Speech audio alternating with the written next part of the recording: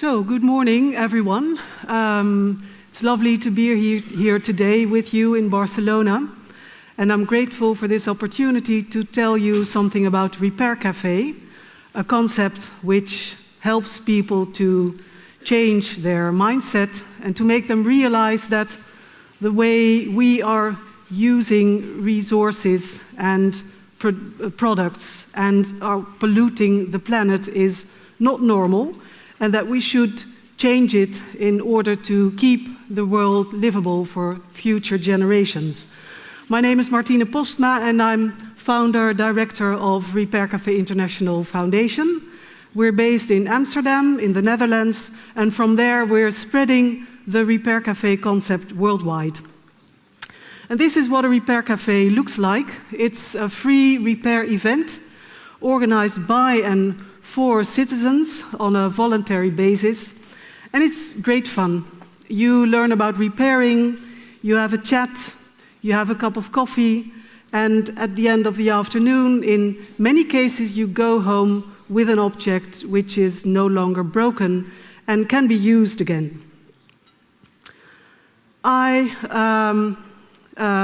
Café addresses a problem that many people will recognize, which is that things break, and when they do, most people nowadays just don't know what to do anymore because they have no repair skills, no tools, and no time to focus on the subject of repairing.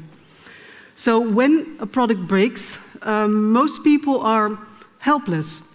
Now, at the same time, in all communities, there are still some people who do have the skills and the tools and the time, and these people often have been making repairs for decades at home, helping out the entire family, teaching themselves, finding out what works, what doesn't work, and repairing is their biggest hobby, and they're so fond of it that they are more than happy to help out their neighbors.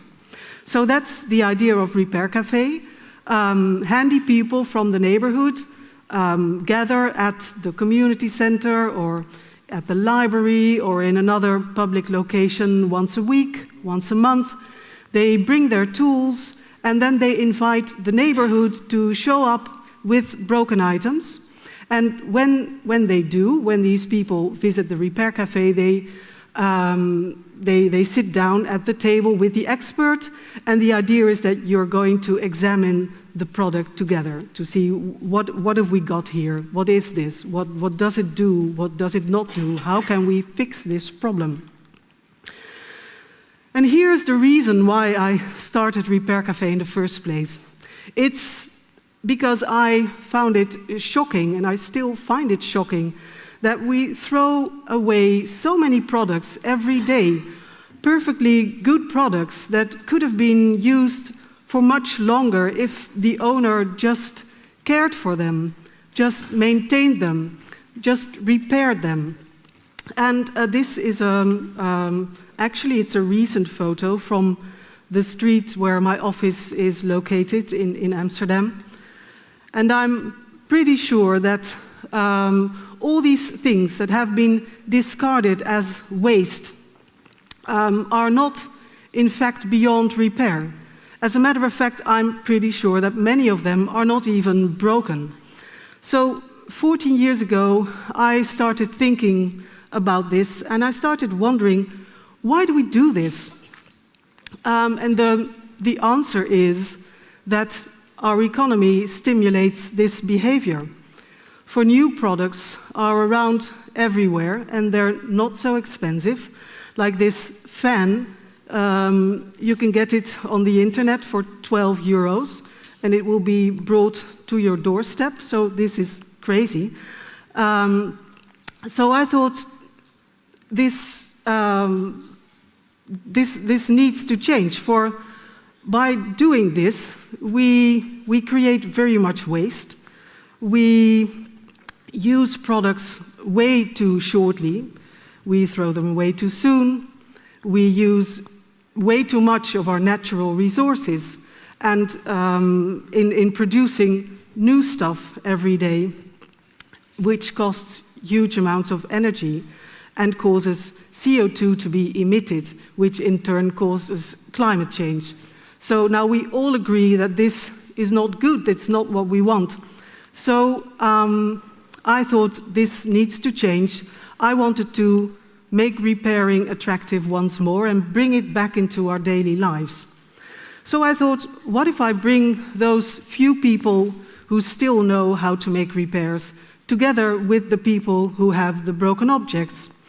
Then we can show them that repairing is possible, that it's an option for them too, and that it need not be difficult at all.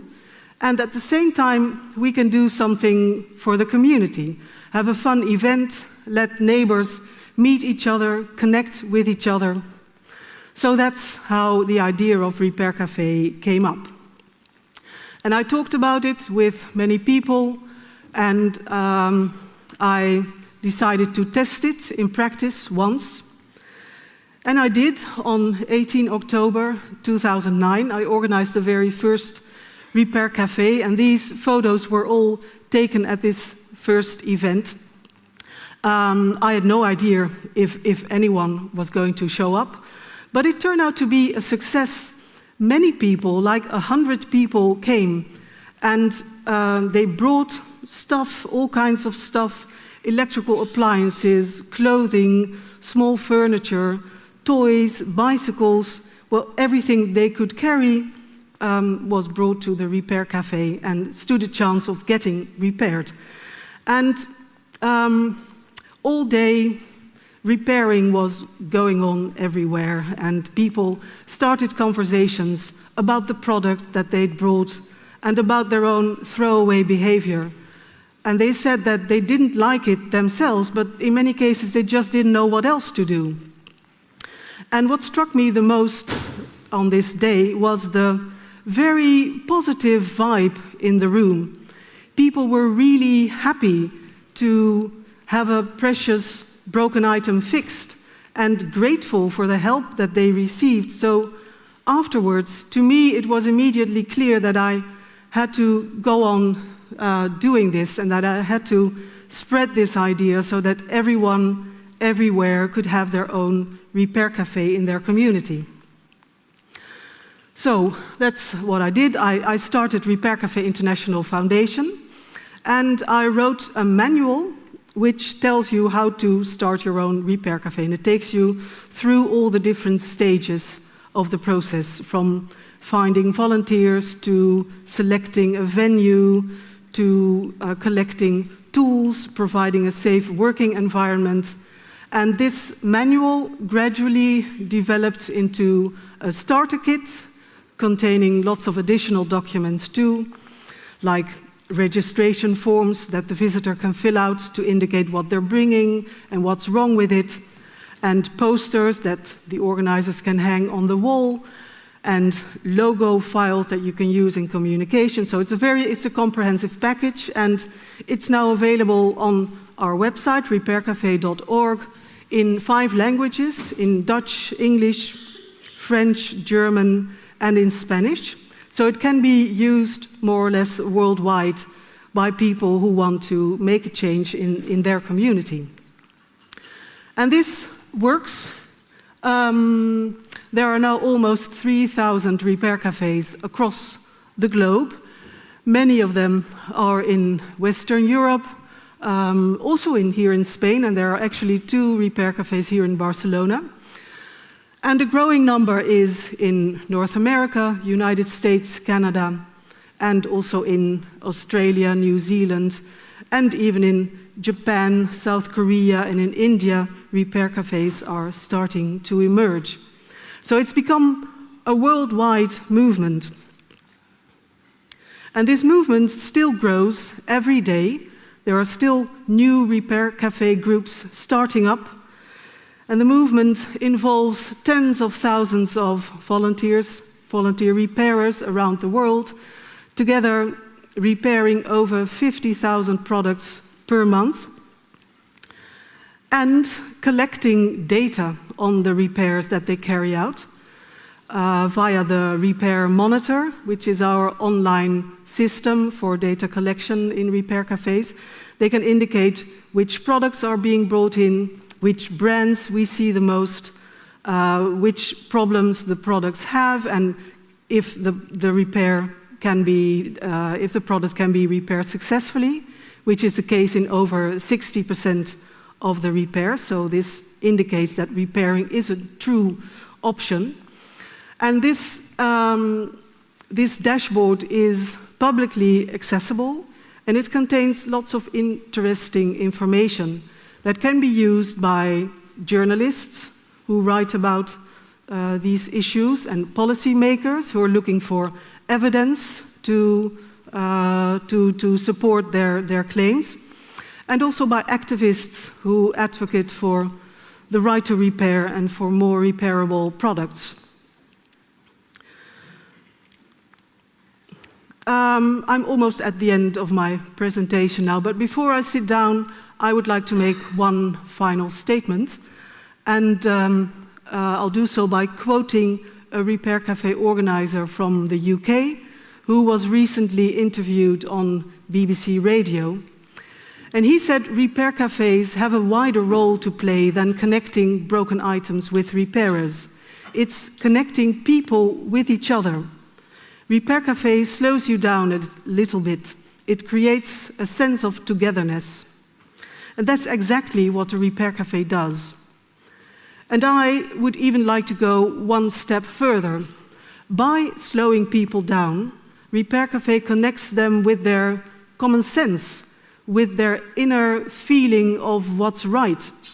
When you sit down and you take the time to make a repair, you realize this is a normal thing to do. And when you succeed, you feel good and strong and self-confident.